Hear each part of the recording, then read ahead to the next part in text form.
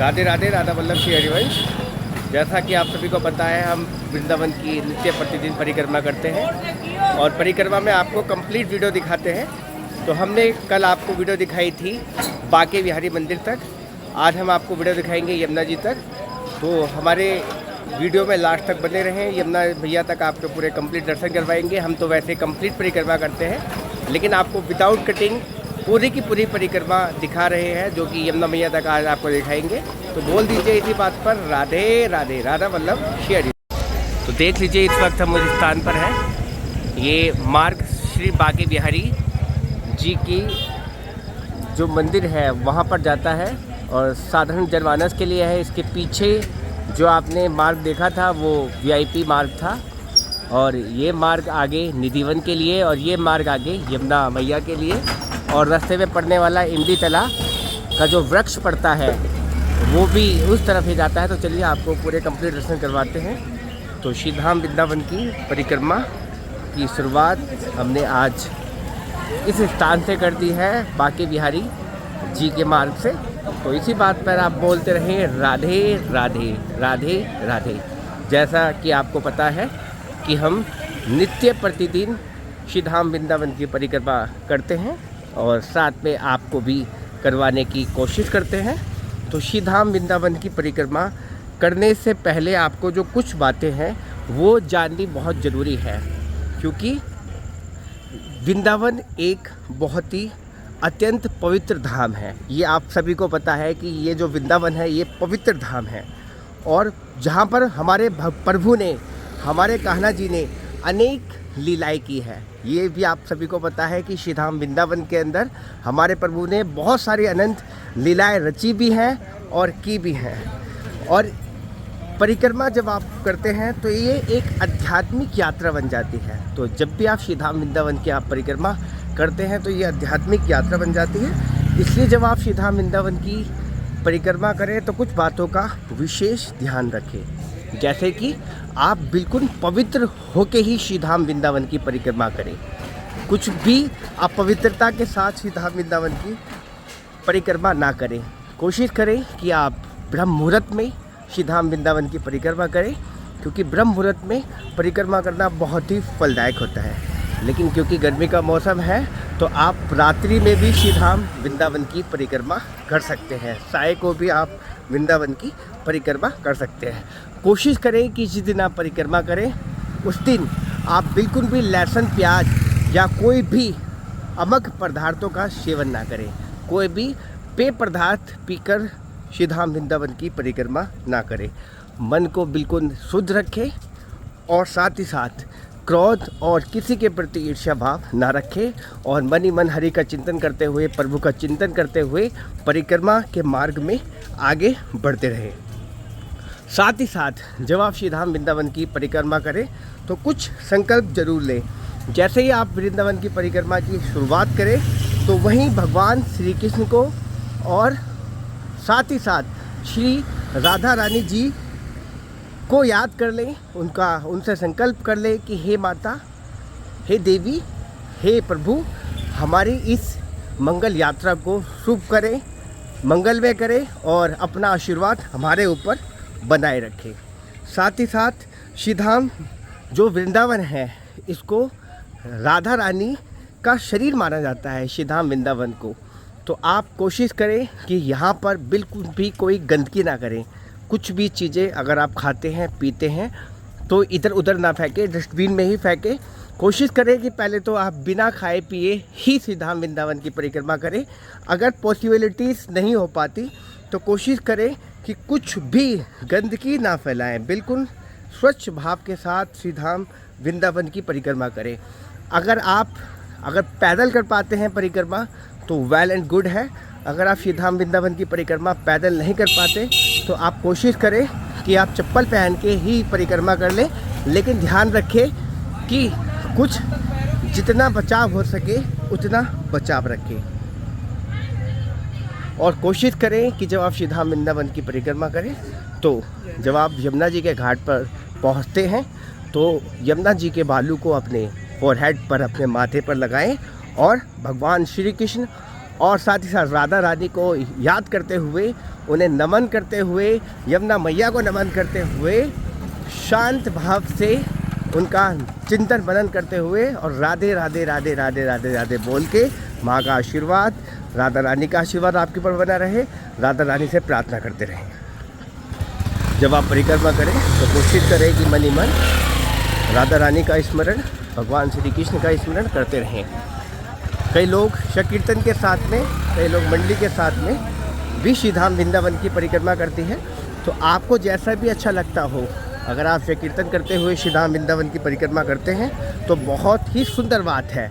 लेकिन अगर आप मनन करते हुए, चिंतन करते हुए, एकांत में मौन रहते हुए श्री धाम वृंदावन की परिक्रमा करते हैं तो वो और भी ज़्यादा शुद्ध हो जाती है।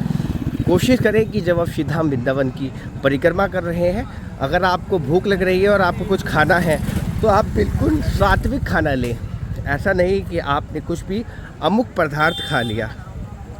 और एक बात का विशेष ध्यान रखें, जब आप श्री धाम वृंदावन की परिक्रमा कर रहे हैं, अगर आप किसी फल की इच्छा से अगर कोई परिक्रमा कर रहे हैं तो अपने जो आपके गुरु हैं, जो भी आपने गुरु बनाए हुए हैं, उनसे दिशा निर्देश लेते हुए श्री धाम वृंदावन की परिक्रमा में आगे बढ़े। अब हम परिक्रमा में पहुंच चुके हैं महाप्रभु जी की बैठक। ये एक ऐसा स्थान है, इसके अंदर एक ऐसा वृक्ष है इमली का, जो कि 5500 साल पुराना वृक्ष है। रात्रि का समय है इसलिए मंदिर बंद है। महाप्रभु जी की बैठक अंदर बहुत ही सुंदर नज़ारा रहता है, बहुत ही पुराना, बहुत ही सुंदर सा एक इमली का पेड़ है, इमली का वृक्ष है इसके अंदर।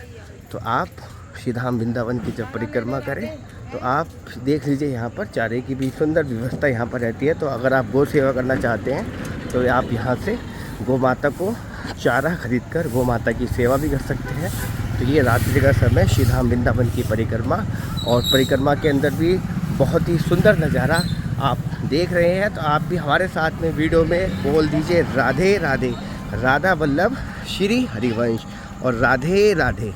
तो आपको मैं बता देना चाहता हूँ कि जो श्री धाम वृंदावन की जो परिक्रमा है ये 11 से 12 किलोमीटर के अप्रॉक्स होती है। तो इसलिए हम इसको 12 किलोमीटर की परिक्रमा बोलते हैं। इसको कई लोग तो इसको जब ये परिक्रमा करते हैं तो नंगे पैर करते हैं, तो कई लोग चप्पल पहन के करते हैं।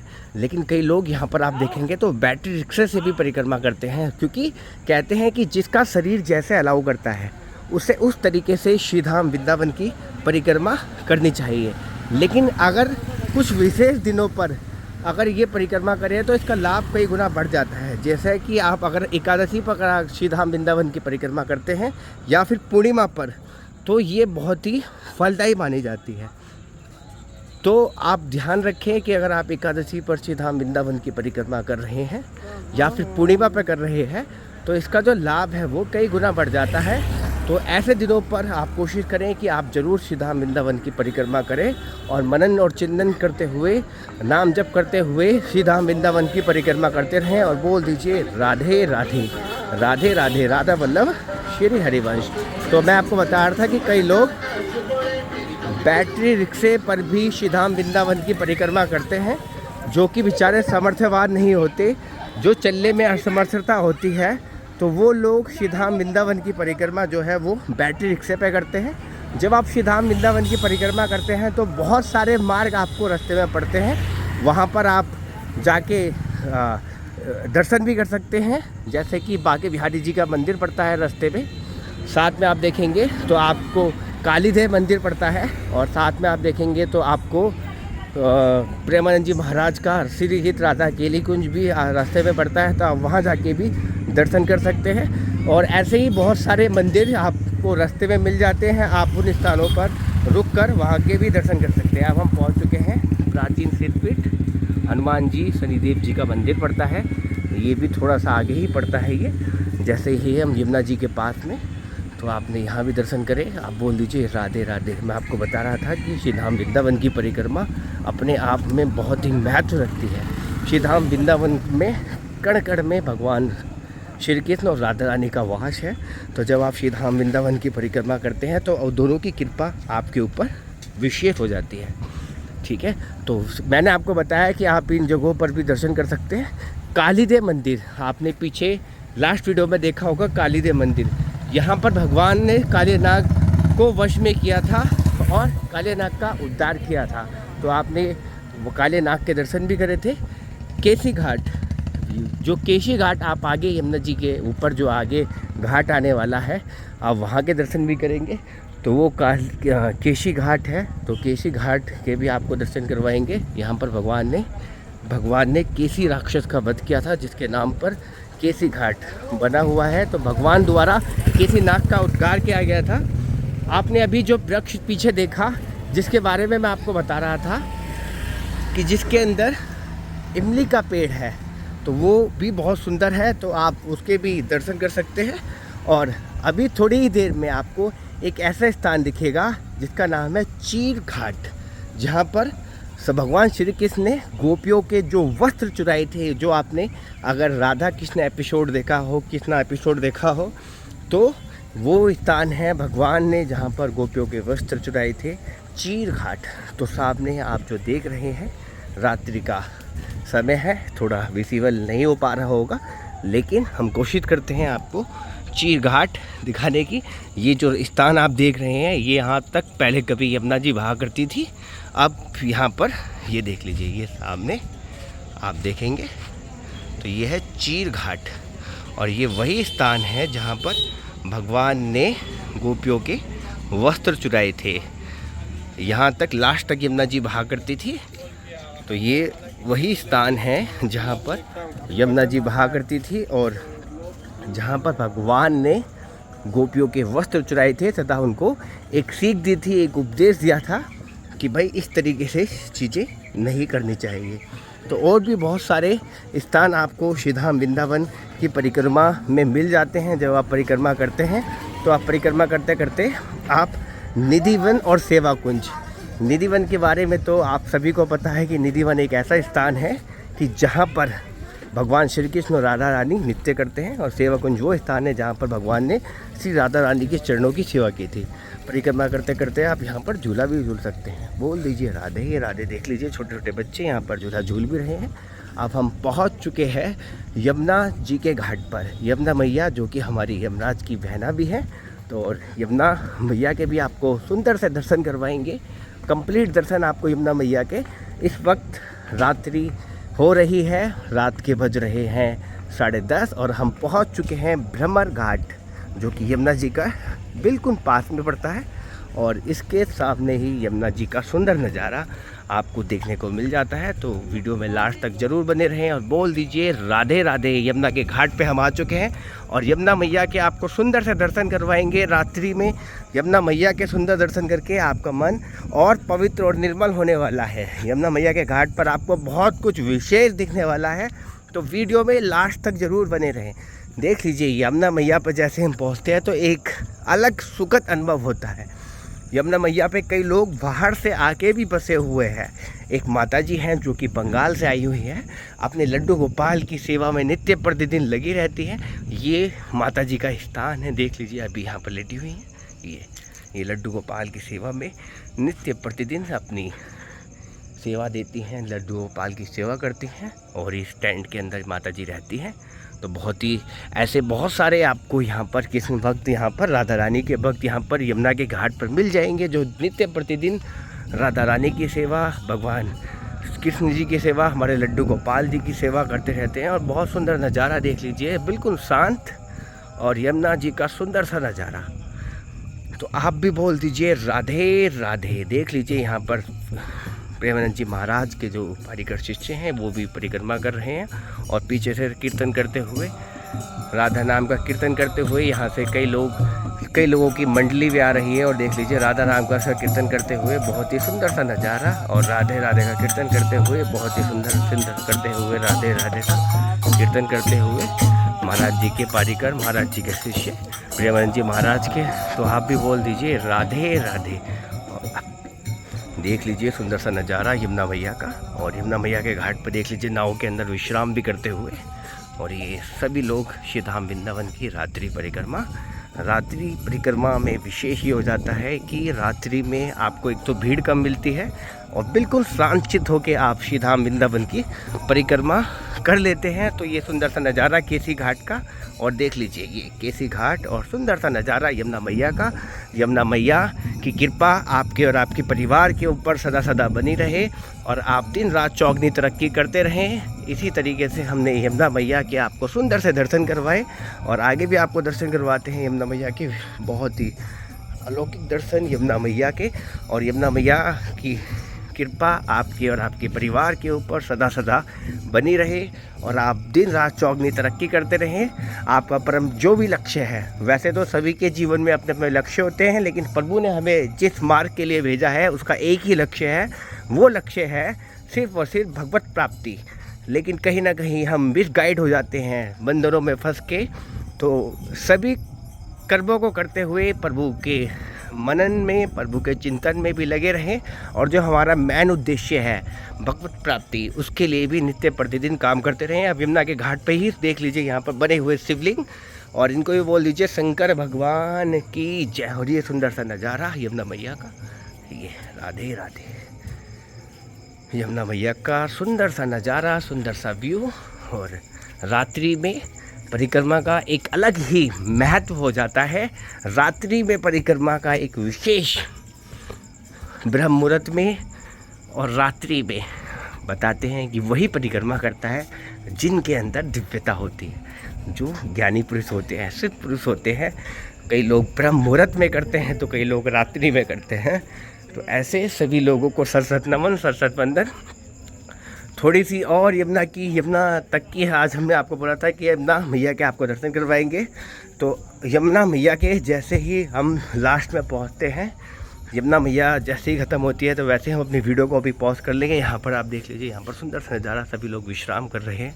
सुंदर सुंदर ठंडी ठंडी हवाएं यमुना मैया की और यमुना के घाट पर बना हुआ सुंदर सा नज़ारा, ये बहुत ही अलौकिक और सुंदर दर्शन यमुना मैया के देख लीजिए। यहाँ पर बहुत ही सुंदर सा नज़ारा, हरि कीर्तन, यहाँ पर ध्यान, एकाग्रता, सब लोग अपनी तरीके से यहाँ पर अपना अपना जीवन यापन कर रहे हैं, अपनी अपनी दिनचर्या कर रहे हैं।